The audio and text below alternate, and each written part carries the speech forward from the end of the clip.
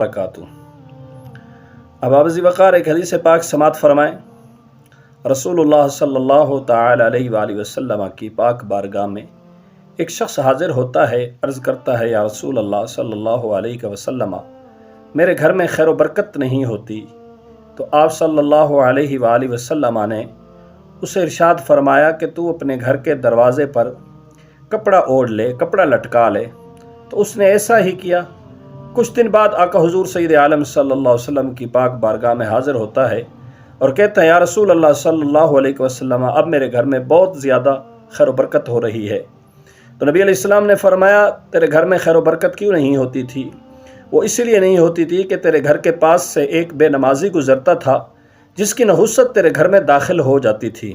اب جب کہ تو نے کپڑا لٹکا دیا ہے، اب وہ نحوست تیرے گھر میں داخل نہیں ہوتی، تو اسی لیے تیرے گھر میں اللہ تعالیٰ کی رحمتوں کا نزول ہو رہا ہے اور خیر و برکت ہو رہی ہے۔